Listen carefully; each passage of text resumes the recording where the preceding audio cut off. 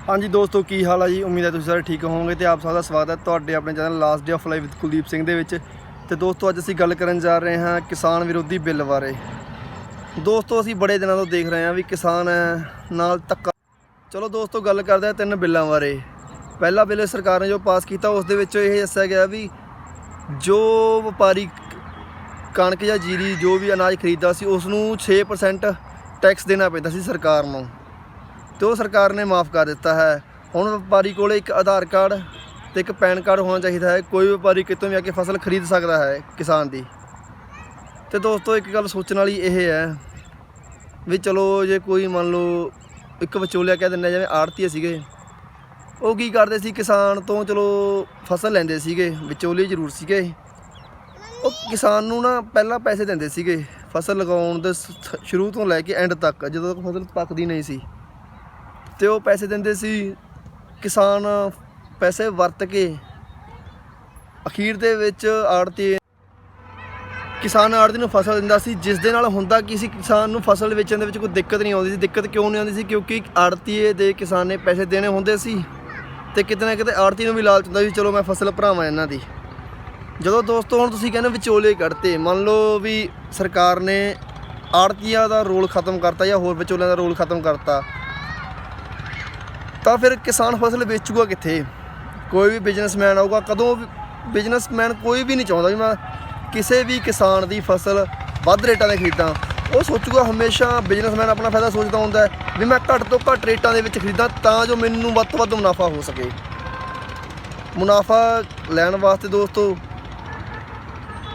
ਜੋ ਵੀ ਬਿਜ਼ਨਸਮੈਨ ਹੋਊਗਾ ਉਹ ਘੱਟ ਤੋਂ ਘੱਟ ਰੇਟਾਂ 'ਤੇ ਫਸਲ ਖਰੀਦੂਗਾ, ਜਿਸ ਦਾ ਸਿੱਧੇ ਤੌਰ 'ਤੇ ਸਰਕਾਰ ਇੱਕ ਦਾਅਵਾ ਕਰਦੀ ਹੈ ਕਿ ਅਸੀਂ ਜੋ ਵੀ ਬਿਜ਼ਨਸਮੈਨ ਜਾਂ ਕੋਈ ਵੀ ਫਸਲ ਖਰੀਦਦਾ ਉਸ ਨੂੰ ਪਹਿਲਾਂ 6% ਟੈਕਸ ਦੇਣਾ ਪੈਂਦਾ ਸੀ।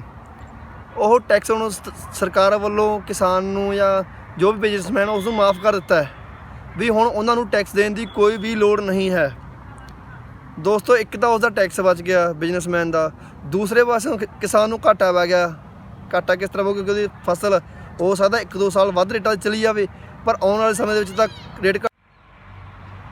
ਰੇਟ ਘਟਣਗੇ ਦੋਸਤੋ, ਜਿਸ ਦੇ ਨਾਲ ਸਾਨੂੰ ਸਭ ਨੂੰ ਪਤਾ ਹੈ ਕਿਸਾਨ ਨੂੰ ਨੁਕਸਾਨ ਹੋਊਗਾ। ਦੂਜਾ ਬਿੱਲ ਦੇ ਵਿੱਚ ਜਿਹੜਾ ਸਰਕਾਰ ਕਹਿੰਦੀ ਆ ਵੀ ਅਸੀਂ ਨੇ ਕਿਸੇ ਵੀ ਬਿਜ਼ਨਸਮੈਨ ਨੂੰ ਇਹ ਨਹੀਂ ਕਿਹਾ ਵੀ ਤੁਸੀਂ ਫਸਲ ਘੱਟ ਰੇਟ 'ਤੇ ਖਰੀਦੋ ਜਾਂ ਵੱਧ ਰੇਟ 'ਤੇ ਖਰੀਦੋ। ਸਿੱਧੇ ਤੌਰ 'ਤੇ ਦੋਸਤੋ ਇਹ ਬਿਜ਼ਨਸਮੈਨਾਂ ਦੇ ਵਾਸਤੇ ਫਾਇਦੇਮੰਦ ਗੱਲ ਹੈ, ਕਿਸਾਨਾਂ ਵਾਸਤੇ ਨੁਕਸਾਨਦੇਹ ਹੈ। ਕਿਉਂਕਿ MSP ਰੇਟ ਦਾ ਰੇਟ ਹੁੰਦਾ, ਮਤਲਬ ਪੰਜਾਬ ਮੰਡੀ ਬੋਰਡ ਦਾ ਜੋ ਵੀ ਮੰਡੀ ਬੋਰਡ ਦਾ ਇੱਕ ਰੇਟ ਹੁੰਦਾ ਹੈ। ਮੰਨ ਲਓ ਇਸ ਵਾਰ 20 ਰੁਪਏ ਆ ਜਾਂ ਅਗਲੀ ਵਾਰੀ 19 ਵੀ ਹੋ ਸਕਦਾ, 20 ਵੀ ਹੋ ਸਕਦਾ, 21 ਵੀ ਹੋ ਸਕਦਾ, ਕੁਝ ਵੀ ਰੇਟ ਹੋ ਸਕਦਾ, ਹਰ ਸਾਲ ਰੇਟ ਵੱਧਦਾ ਹੈ।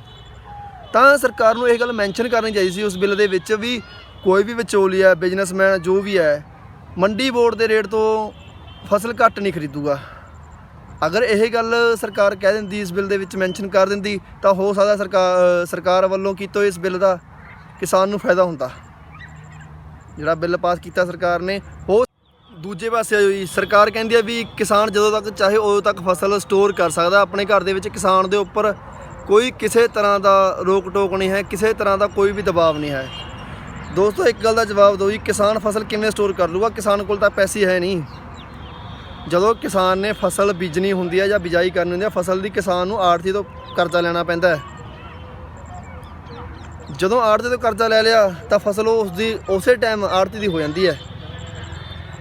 ਜਦੋਂ ਫਸਲ ਬੀਜਦਾ ਹੈ, ਬੀਜਣ ਤੋਂ ਲੈ ਕੇ ਵੱਢਣ ਤੱਕ ਸਾਰਾ ਕਰਜ਼ਾ ਆੜ੍ਹਤੀ ਤੋਂ ਲੈ ਕੇ ਕਿਸਾਨ ਫਸਲ ਬੀਜਦਾ ਜਾਂ ਕੋਈ ਹੋਰ ਘਰ ਦਾ ਕੰਮ ਕਰਨਾ ਹੁੰਦਾ ਕਿਸਾਨ ਨੇ ਆੜ੍ਹਤੀ ਤੋਂ ਪੈਸੇ ਲੈ ਕੇ ਕਰਦਾ, ਤੇ ਕਿਸਾਨ ਫਸਲ ਨੂੰ ਸਟੋਰ ਕਰ ਹੀ ਨਹੀਂ ਸਕਦਾ। ਚਲੋ ਮੰਨ ਲਓ ਕਿਸੇ ਹੱਦ ਤੱਕ ਗੱਲ ਸਰਕਾਰ ਦੀ ਗੱਲ ਵੱਡੀ ਕਰ ਲੈਂਦੇ, ਕਿਸਾਨ ਫਸਲ ਨੂੰ ਸਟੋਰ ਕਰ ਲੈਂਦਾ ਹੈ, ਠੀਕ ਹੈ। ਚਲੋ ਸਾਰੇ ਆੜ੍ਹਤੀ ਤੋਂ ਪੈਸੇ ਲੈਂਦੇ ਵੀ ਨਹੀਂ ਤੇ ਸਾਰਿਆਂ ਨੇ ਕਰਜ਼ੇ ਦੇਣੇ ਵੀ ਨਹੀਂ ਹੈਗੇ ਤੇ ਸਾਰੇ ਕਰਜ਼ੇ ਮੁਕਤ ਵੀ ਨਹੀਂ ਹੈਗੇ, ਪਏ ਵੀ ਕਹਿ ਸਕਦੇ ਹਾਂ, ਠੀਕ ਹੈ। ਸਰਕਾਰ ਦੀ ਗੱਲ ਨਾਲ ਸਹਿਮਤ ਹੋ ਗਏ, ਚਲੋ ਜੀ।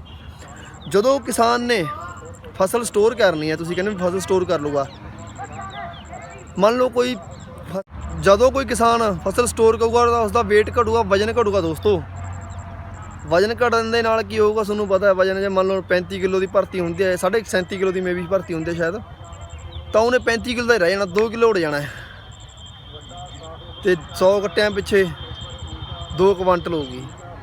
ਹੁਣ ਅੱਗੇ ਤੁਸੀਂ ਆਪ ਕਾਊਂਟਿੰਗ ਕਰ ਸਕਦੇ ਹੋ ਤਾਂ ਉਸ ਨੂੰ ਉੱਥੇ ਹੀ ਗੱਲ ਜਾ ਰਹੀ, ਉੱਥੇ ਹੀ ਮਾਰਿਆ ਗਿਆ ਕਿਸਾਨ ਵਿਚਾਰਾ, ਫਸਲ ਸਟੋਰ ਕਰਕੇ ਵੀ ਮਾਰਿਆ ਗਿਆ। ਤਾਂ ਉਸ ਨੂੰ ਕੋਈ ਸੈਂਟਰ ਸਰਕਾਰ ਹੈ ਜੋ ਇਹ ਵੱਡੇ ਵੱਡੇ ਬਿਜ਼ਨਸਮੈਨਾਂ ਦੀ ਚਮਚਾਗਿਰੀ ਕਰਦੀ ਹੈ, ਤੇ ਮੈਂ ਸਮਝਦਾ ਵੀ ਸਰਕਾਰ ਨੂੰ ਇਹੋ ਜਿਹੇ ਕੰਮ ਨਹੀਂ ਕਰਨੇ ਚਾਹੀਦੇ। ਨੁਕਸਾਨ ਸਾਰਿਆਂ ਨੂੰ ਹੈ। ਇੱਕ ਕਹਿੰਦੇ ਤੀਸਰਾ ਬਿੱਲ ਜਿਹੜਾ ਇਹਨਾਂ ਨੇ ਪਾਸ ਕੀਤਾ, ਉਹ ਕਹਿੰਦਾ ਵੀ ਕੋਈ ਵੀ ਜਿਵੇਂ ਆਪਾਂ ਠੇਕੇ ਦੇ ਪਹਿਲਾਂ ਖੇਤੀ ਲੈਂਦੇ ਸੀ, ਜ਼ਮੀਨ ਲੈਂਦੇ ਸੀ ਕਿਸੇ ਦੀ ਵੀ, ਤਾਂ ਹੁਣ ਤੁਸੀਂ ਕਿਸੇ ਵੀ ਕੰਪਨੀ ਨਾਲ ਕੰਟਰੈਕਟ ਕਰ ਸਕਦੇ ਹੋ। ਤਾਂ ਤੁਹਾਨੂੰ ਕੀ ਹੋਊਗਾ, ਕੰਪਨੀ ਵਾਲੇ ਦੱਸਣਗੇ ਵੀ ਤੁਸੀਂ ਇਹ ਫਸਲ ਬੀਜਣੀ ਹੈ ਤੇ ਇਹ ਫਸਲ ਹੀ ਤੁਹਾਡੇ ਤੋਂ ਖਰੀਦਾਂਗੇ। ਦੋਸਤੋ ਇਸ ਦੇ ਵਿੱਚ ਕੀ ਹੋਊਗਾ, ਮੰਨ ਲਓ ਕੋਈ ਕੰਪਨੀ ਵਾਲਿਆਂ ਨੇ ਕਿਸੇ ਨਾਲ ਕਿਸਾਨ ਨੇ ਕੰਟਰੈਕਟ ਕਰ ਲਿਆ, ਰੇਟ ਵੀ ਠੀਕ ਮਿਲ ਗਿਆ ਉਸ ਨੂੰ, ਚਲੋ ਠੀਕ ਹੈ ਕੋਈ ਦਿੱਕਤ ਨਹੀਂ।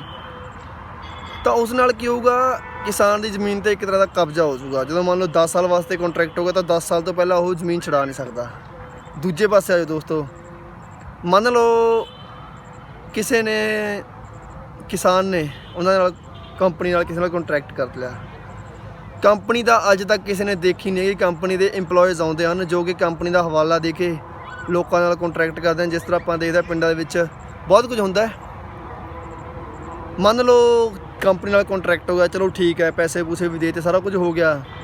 ਤਾਂ ਕੀ ਹੋਊਗਾ, ਕਿਸੇ ਕੰਪਨੀ ਨੇ ਕਹਿਤਾ ਵੀ ਸਾਨੂੰ ਚਲੋ ਲਾਲ ਟਮਾਟਰ ਚਾਹੀਦੇ ਹਨ, ਲਾਲ ਟਮਾਟਰ ਚਾਹੀਦੇ ਹਨ ਵੀ ਅਸੀਂ ਤੁਹਾਡੇ ਤੋਂ 20 ਰੁਪਏ ਰੇਟ ਲਵਾਂਗੇ।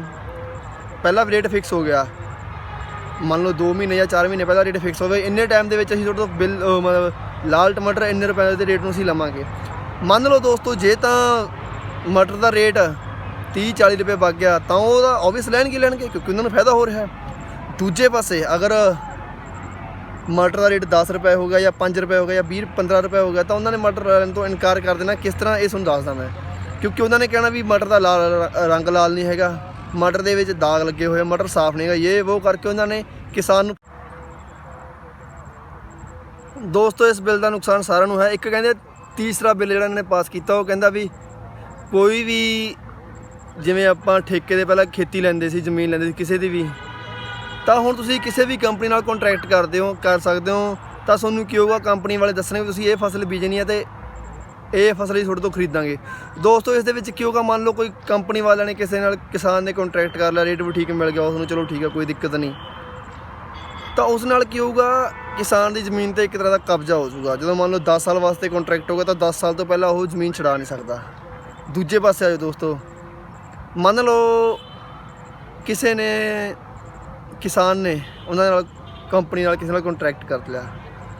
ਕੰਪਨੀ ਦਾ ਅੱਜ ਤੱਕ ਕਿਸੇ ਨੇ ਦੇਖੀ ਨਹੀਂ ਹੈਗੀ। ਕੰਪਨੀ ਦੇ ਇੰਪਲੋਇਜ਼ ਆਉਂਦੇ ਹਨ ਜੋ ਕਿ ਕੰਪਨੀ ਦਾ ਹਵਾਲਾ ਦੇ ਕੇ ਲੋਕਾਂ ਨਾਲ ਕੰਟਰੈਕਟ ਕਰਦੇ ਹਨ। ਜਿਸ ਤਰ੍ਹਾਂ ਆਪਾਂ ਦੇਖਦੇ ਪਿੰਡਾਂ ਦੇ ਵਿੱਚ ਬਹੁਤ ਕੁਝ ਹੁੰਦਾ ਹੈ। ਮੰਨ ਲਓ ਕੰਪਨੀ ਨਾਲ ਕੰਟਰੈਕਟ ਹੋ ਗਿਆ, ਚਲੋ ਠੀਕ ਹੈ, ਪੈਸੇ ਪੂਸੇ ਵੀ ਦੇ ਤੇ ਸਾਰਾ ਕੁਝ ਹੋ ਗਿਆ। ਤਾਂ ਕੀ ਹੋਊਗਾ, ਕਿਸੇ ਕੰਪਨੀ ਨੇ ਕਹਿਤਾ ਵੀ ਸਾਨੂੰ ਚਲੋ ਲਾਲ ਟਮਾਟਰ ਚਾਹੀਦੇ ਹਨ, ਲਾਲ ਟਮਾਟਰ ਚਾਹੀਦੇ ਹਨ ਵੀ ਅਸੀਂ ਤੁਹਾਡੇ ਤੋਂ 20 ਰੁਪਏ ਰੇਟ ਲਵਾਂਗੇ।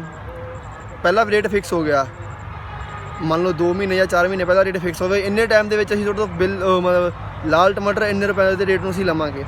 ਮੰਨ ਲਓ ਦੋਸਤੋ ਜੇ ਤਾਂ ਮਟਰ ਦਾ ਰੇਟ 30-40 ਰੁਪਏ ਵਗ ਗਿਆ ਤਾਂ ਉਹਦਾ ਓਬਵੀਅਸ ਲੈਣਗੇ ਕਿਉਂਕਿ ਉਹਨਾਂ ਨੂੰ ਫਾਇਦਾ ਹੋ ਰਿਹਾ। ਦੂਜੇ ਪਾਸੇ ਅਗਰ ਮਟਰ ਦਾ ਰੇਟ 10 ਰੁਪਏ ਹੋ ਗਿਆ ਜਾਂ 5 ਰੁਪਏ ਹੋ ਗਿਆ ਜਾਂ 20-15 ਰੁਪਏ ਹੋ ਗਿਆ ਤਾਂ ਉਹਨਾਂ ਨੇ ਮਟਰ ਲੈਣ ਤੋਂ ਇਨਕਾਰ ਕਰ ਦੇਣਾ। ਕਿਸ ਤਰ੍ਹਾਂ, ਇਹ ਤੁਹਾਨੂੰ ਦੱਸਦਾ ਮੈਂ। ਕਿਉਂਕਿ ਉਹਨਾਂ ਨੇ ਕਹਿਣਾ ਵੀ ਮਟਰ ਦਾ ਰੰਗ ਲਾਲ ਨਹੀਂ ਹੈਗਾ, ਮਟਰ ਦੇ ਵਿੱਚ ਦਾਗ ਲੱਗੇ ਹੋਏ, ਮਟਰ ਸਾਫ਼ ਨਹੀਂ ਹੈਗਾ, ਇਹ ਉਹ ਕਰਕੇ ਉਹਨਾਂ ਨੇ ਕਿਸਾਨ ਨੂੰ ਫਸਾ ਲੈਣਾ। ਤੇ ਕਿਸਾਨ, ਹਾਂਜੀ ਦੋਸਤੋ, ਅਖੀਰ ਦੇ ਵਿੱਚ ਮੈਂ ਇਹੀ ਗੱਲ ਕਹਿਣਾ ਚਾਹੂੰਗਾ, ਤਿੰਨੋਂ ਬਿੱਲ ਕਿਸਾਨ ਲਈ ਕੋਈ ਫਾਇਦੇਮੰਦ ਨਹੀਂ, ਬਿਜ਼ਨਸਮੈਨਾਂ ਲਈ ਫਾਇਦੇਮੰਦ ਹਨ। ਕਿਉਂਕਿ ਜਦੋਂ ਫਸਲਾਂ ਦਾ ਰੇਟ ਘਟਣਗੇ ਜਾਂ ਟੈਕਸ ਨਹੀਂ ਆਊਗਾ ਤਾਂ ਮੰਡੀ ਬੋਰਡ ਟੁੱਟੂਗਾ। ਮੰਡੀ ਬੋਰਡ ਟੁੱਟਣ ਦੇ ਕਾਰਨ ਇਹ ਸਰਕਾਰ ਨੇ ਕਹਿਣਾ ਵੀ ਮੰਡੀ ਬੋਰਡ ਘਾਟੇ ਚੱਲ ਰਿਹਾ, ਤੇ ਸਰਕਾਰ ਨੇ ਜਿਵੇਂ ਅਕਸਰ ਕਰਦੀ ਹੈ ਸਰਕਾਰ, ਮੰਡੀ ਬੋਰਡ ਕਿਸੇ ਪ੍ਰਾਈਵੇਟ ਕੰਪਨੀ ਨੂੰ ਵੇਚ ਦੇਣਾ। ਕੰਪਨੀ ਨੂੰ ਵੇਚਣ ਦਾ ਫਿਰ ਉਸ ਤੋਂ ਬਾਅਦ ਕੰਪਨੀ ਨੇ ਆਪਣੀ ਮਰਜ਼ੀ ਕਰਨੀ ਹੈ, ਆਪਣੀ ਮਰਜ਼ੀ ਦੇ ਰੇਟ ਦੇਣੇ, ਆਪਣੀ ਮਰਜ਼ੀ ਦਾ ਮਾਲ ਖਰੀਦਣਾ ਹੈ, ਆਪਣੀ ਮਰਜ਼ੀ ਨਾਲ ਖਰੀਦਣਾ ਹੈ। ਤਾਂ ਜਿਸ ਕਰਕੇ ਸਿੱਧੇ ਤੌਰ 'ਤੇ ਇਹ ਕਿਸਾਨ ਨੂੰ ਬਹੁਤ ਵੱਡਾ ਨੁਕਸਾਨ ਹੈ। ਤਾਂ ਮੈਂ ਚਾਹੂੰਗਾ ਇਹ ਬਿੱਲ ਨਾ ਪਾਸ ਹੋਵੇ।